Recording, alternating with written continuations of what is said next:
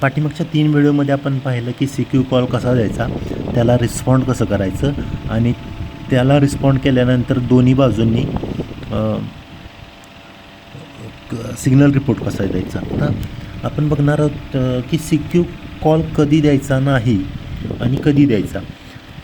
CQ call तेव्हाच द्यायचा जेव्हा आपण सिलेक्ट केलेली फ्रिक्वेन्सी ही ओपन आहे म्हणजे ती यूजमध्ये नाही, त्याच्यावरती दुसरं बोलत नाही. समजा आपण 434.5 या फ्रिक्वेन्सीवरती आपला रेडिओ ट्यून केला आणि त्याच्यावरती जर 2 पार्टीज जर बोलत असतील ऑलरेडी, तर त्यावेळी CQ कॉल द्यायचा नाही. तुम्हाला जर हवं असेल तर तुम्ही त्यांचं कॉन्व्हर्सेशन ऐकू शकता किंवा तुम्ही पुढच्या फ्रिक्वेन्सीवरती मूव्ह होऊ शकता. कारण बऱ्यापैकी हॅमचे जे काय कॉन्व्हर्सेशन असतात ते टेक्निकल असतात, त्याच्यामुळे तुम्हाला जर इंटरेस्ट असेल किंवा तुम्ही थोडा वेळ जर वाट पाहून त्यांच्या कॉन्व्हर्सेशनला जर जॉईन करणार असेल तर तुम्ही ते कॉन्व्हर्सेशन ऐकू शकता. जर नसेल तर तुम्ही move on to next frequency करू शकता. आता सपोज तुम्ही 335.5 या फ्रिक्वेन्सीवरती आला आहे, तर त्या फ्रिक्वेन्सीवरती कोणी सध्या बोलत नाही, ती फ्रिक्वेन्सी ओपन आहे, क्लिअर आहे. तर त्यावेळी तुम्ही या ठिकाणी CQ हा कॉल देऊ शकता. ठीक आहे. आता CQ कॉल कधी द्यायचा नाही, नो टू CQ कॉल. और आता तुम्हाला माहिती असेल की पुण्यासारख्या ठिकाणी किंवा कोल्हापूरसारख्या ठिकाणी किंवा मुंबईसारख्या ठिकाणी काही रिपीटर्स आहेत, रिपीटर स्टेशन्स आहेत.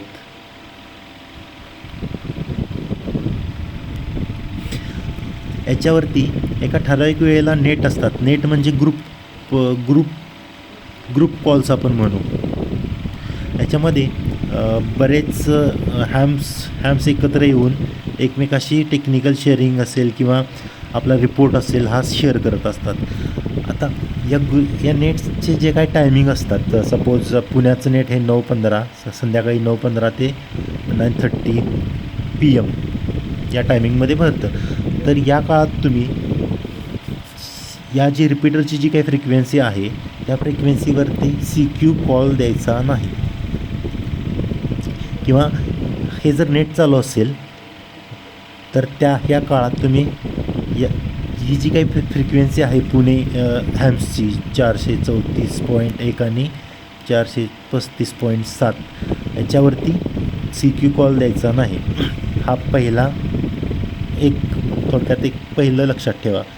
सेकंड, CQ कॉल कधी द्यायचा नाही, तुम्ही ऑलरेडी CQ कॉल देऊन कोणाशी तरी तुमचं कॉन्व्हर्सेशन चालू आहे, तर त्या कॉन्व्हर्सेशनमध्ये पुन्हा एकदा तुम्ही CQ बोलून दुसऱ्या अदर पार्टीला तुम्ही हे करू शकत नाही, म्हणजे CQ कॉल देऊ शकत नाही.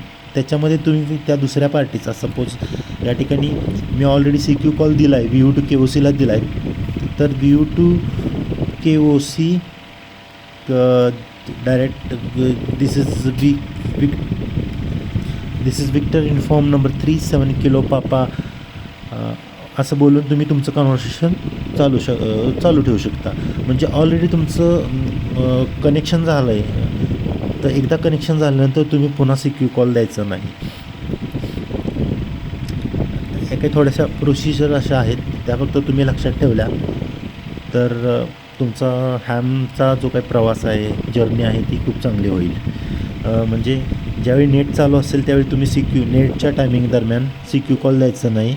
त्याच्यामध्ये डायरेक्ट तुमचा नेट कंट्रोलर तुम्हाला इन्व्हाइट करेल, is there any station listening on this frequency please check in किंवा काही कम ओव्हर म्हणेल. मग त्यावेळी तुम्ही तुमचं कॉल सेंड द्या, तुमचं नाव तुमचं हँडल म्हणजे तुमचं नाव सांगा आणि तुमचं QTH म्हणजे तुमचं लोकेशन सांगा आणि ओव्हर म्हणा. मग त्याच्यानंतर नेट कंट्रोलर तुम्हाला सांगेल की तुम्ही क्यूमध्ये थांबा. त्या आपण पुढच्या व्हिडिओमध्ये पाहू त्या प्रोसिजर्स. पण CQ कॉल कधी द्यायचा नाही तुम्हाला समजत असेल आता, आणि कधी द्यायचा. थँक्यू.